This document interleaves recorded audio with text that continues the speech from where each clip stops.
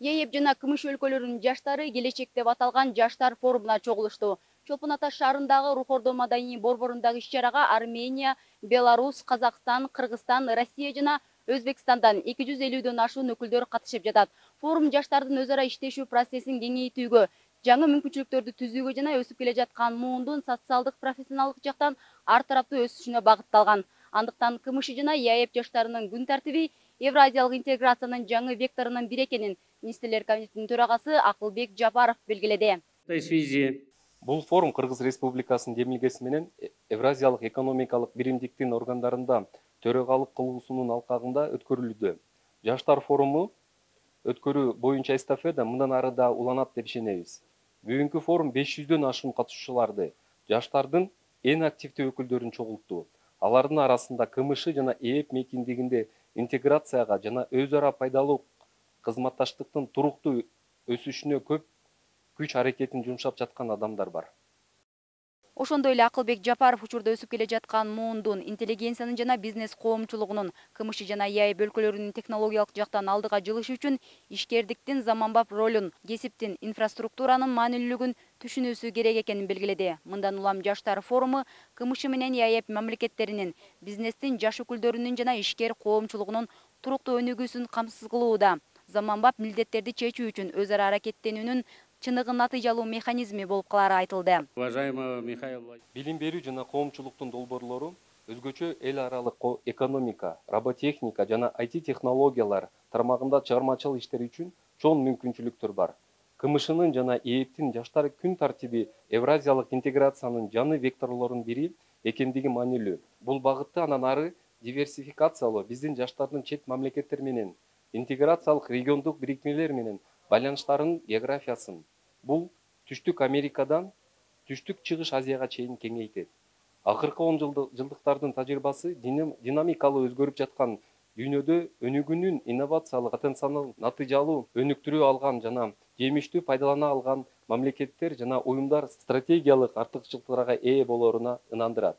Алардын негизги алып жүрүүчүлөрү бул жаштар. ЕАЭПте жаштардын демилгелерин колдоонун Евразиялык фонду түзүлүшү мүмкүн. Мындай сунушту Евразия экономикалык комиссиясынын коллегиясынын төрагасы Михаил Мясникович жаштар форумунун ачылышында айтты. 2005 года Фонддун аймактык бөлүмдөрү консультациялык, билим берүү жана башка кызматтарды бекер көрсөтсө болмок деп ойлойм. Жаштардын интеграциялык долбоорлоруна уюштуруучулук жана укуктук колдоо көрсөтүү маанилүү. Мамлекет башчылары тарабынан бекитилген 2025 жылга чейин Евразиялык экономикалык интеграцияны өнүктүрүүнүн стратегиялык багыттары Евразиялык интеграция процесстерине коомчулукту кеңири тартууну карайт.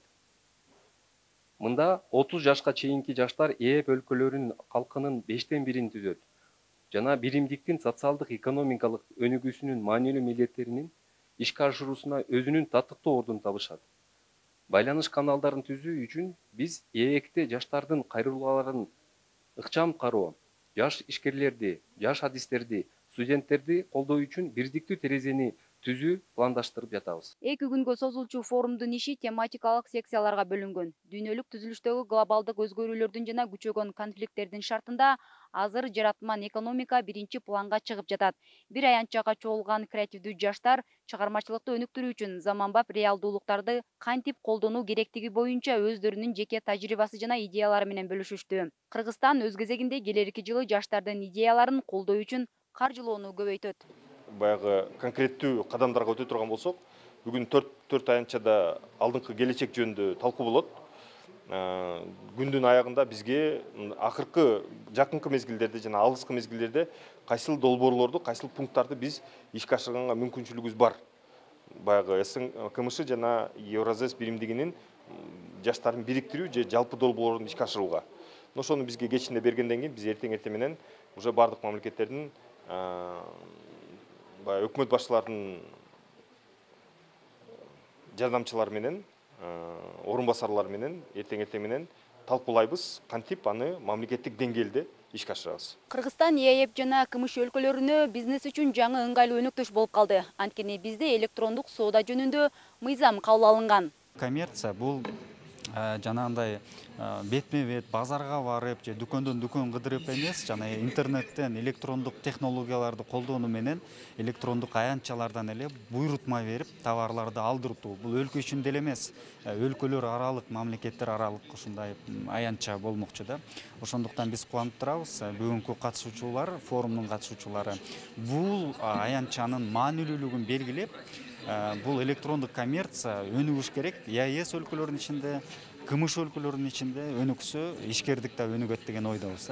Жаш ишкерлер, мамлекеттик кызматкерлер, дипломаттар, креативдүү жаштар жана студенттер катышып жаткан иш-чара Евразия өкмөттөр аралык кеңешинин жыйыны менен катарлаш өтүп жатат. Биринчи жаштар форуму президент Садыр Жапаров тарабынан демилгеленген.